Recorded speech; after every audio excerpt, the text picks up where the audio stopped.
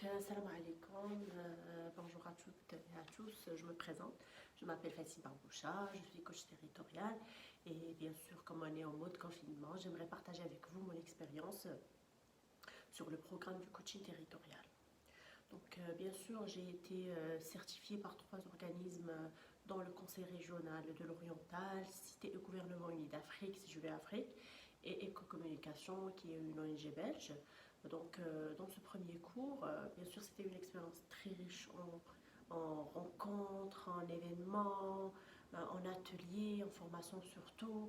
C'est une expérience en fait différente des autres, puisque toute ma vie j'ai été formée, puisque je suis la présidente d'une association qui se nomme Jeunesse Optimiste. Et du coup, vous savez comment ça se passe dans le monde associatif.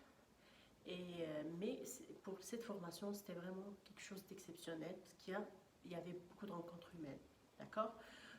Dans ce premier cours, nous allons se baser sur la définition du coaching, sur le rôle du coach et surtout les qualités que doit avoir le coach. Et finalement, nous allons entamer ou plutôt parler des plus grands fondamentaux et principes du coaching. Juste des exemples, bien sûr. Ensuite, je vais vous lancer des exercices au fur et à mesure que le cours avance. D'accord. Commençons. Bien sûr, il y a une multitude de définitions sur le coaching, mais en fait, j'ai choisi la plus simple d'entre elles, qui est celle de Bernard Evin et de Jen Turner, qui disent qu'en fait, que le coaching est l'accompagnement d'un individu, d'une équipe ou d'un groupe par un spécialiste de changement. D'accord. Le coaching, c'est d'abord un travail sur soi. Ok, car on ne devient pas coach par hasard, mais c'est plutôt une vocation. D'accord. Pour mieux comprendre le rôle du coach, j'ai choisi la définition de l'auteur du livre Le métier de coach, que vous devez impérativement lire si vous voulez en fait développer vos connaissances dans ce domaine, écrit par Délivré François, et qui dit en fait que le coach a le rôle d'accompagner une personne dans l'atteinte de ses objectifs, de ses challenges, de ses projets. Le coach amène le coaché à prendre conscience de ses craintes, de ses peurs, de ses émotions, tout en s'assurant bien sûr qu'il développe les apprentissages nécessaires à son autonomie, à sa responsabilisation et à son épanouissement. Ça veut dire que ça peut être un client, ça peut être une personne, un groupe de personnes, une équipe, un organisme. Quand je dis un coach, ça veut tout simplement dire la partie prenante qui présente la demande. À part ça, je dirais que c'est simplement amener votre coaché d'un point A vers un point B. C'est-à-dire, vous êtes censé en tant que coach d'accompagner votre coaché d'un point A qui représente bien sûr la situation actuelle, d'un point B qui souhaite réaliser. D'accord. Donc maintenant, lors de ce trajet, peut-être qu'il devra traverser des modes de fonctionnement, des attitudes qui ne sont pas en accord avec la réussite de son projet, comme des émotions, des croyances limitantes. Et bien sûr, votre travail, c'est de l'accompagner, d'aller de ce point A vers ce point B le plus tôt possible, parce que vous allez l'aider à prendre conscience de ce bruit, bien sûr. Conscience de ce bruit que fait son mental, bien sûr. Remarquez bien, j'ai dit l'accompagner, c'est-à-dire que vous n'allez pas le porter sur votre dos, vous n'allez pas marcher à sa place. Le coaching n'est pas le conseil, parce que vous n'êtes pas ici pour donner des conseils. Ce n'est pas du consulting, ce n'est pas de la formation, bien sûr, bien qu'il y ait l'installation d'un mode d'apprentissage, mais simplement, c'est pour autonomiser le coaching. Ce n'est pas vendre des solutions, ce n'est pas apporter des solutions et répondre aux besoins de l'autre de manière bien sûr personnelle. Vous êtes là uniquement pour mettre la lumière sur ce qui peut empêcher votre coaché d'aller d'un point A vers un point B, tout simplement. Et donc, vous n'êtes pas un magicien non plus. Vous êtes quelqu'un qui accompagne son coaché pour traverser d'un point A vers un point B. C'est clair. Ok. Bien sûr, le coach doit avoir des compétences qui lui permettront de mener à bien les différentes séances, bien sûr, qu'il assure. Et donc, il doit d'abord faire preuve de professionnalisme, bien sûr, sur chaque séance, du début jusqu'à la fin.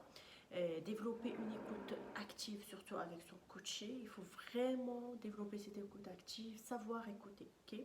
Être capable de contrôler ses émotions, et ceci, quelle que soit la situation dans laquelle se trouve le coaché plutôt, ce qu'on appelle l'intelligence émotionnelle.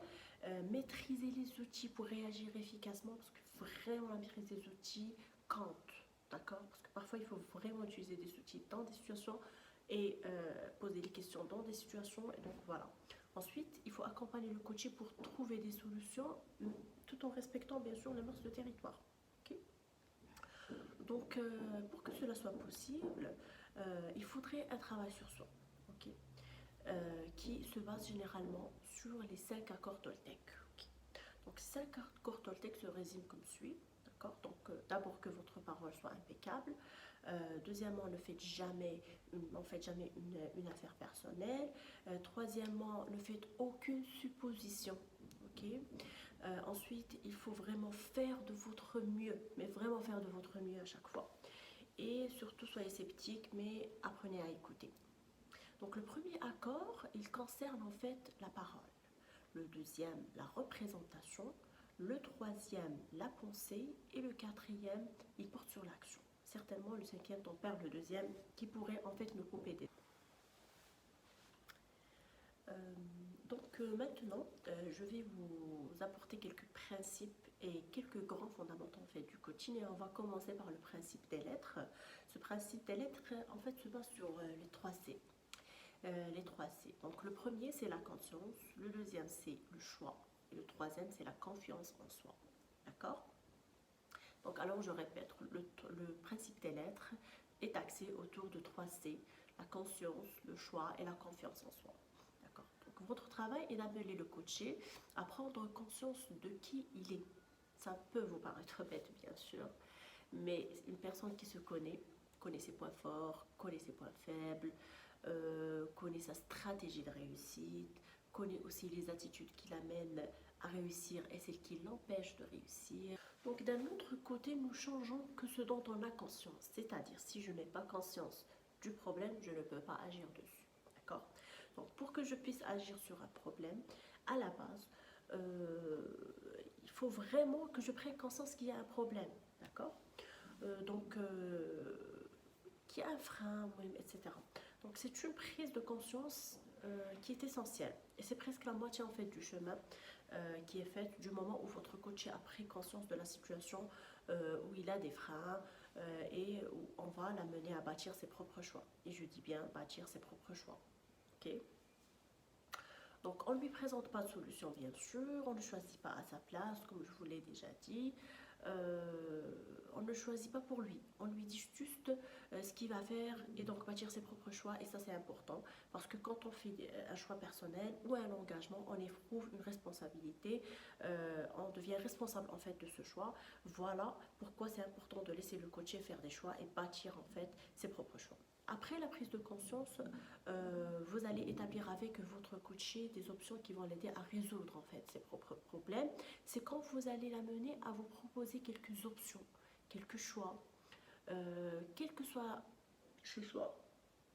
Quand on fait des choix, on devient en fait responsable de ses choix. Mais en plus, quand on se rend compte de ce que tu es dans ces situations de problématiques, dans une situation où on entend avancer, on a finalement des choix, des options qui sortent, et bien ça mène au troisième C, d'accord, qui est la confiance en soi. Donc on a vu la conscience, les choix et après la confiance en soi. Okay. Donc la situation est là, votre travail est fait quand vous l'avez amené à faire confiance en soi. Vous allez poser une liste de questions pour y arriver et ça déclenche une sorte d'estime de soi et de confiance en soi. Mais finalement, j'arrive à trouver des solutions. Finalement, j'arrive à avancer par rapport à la situation. Ok, très bien.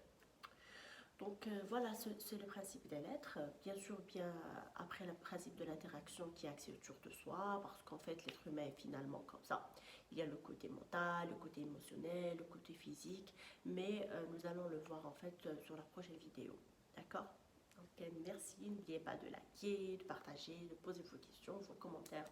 Je suis là pour vous répondre. Bonne journée à vous et surtout restez chez vous.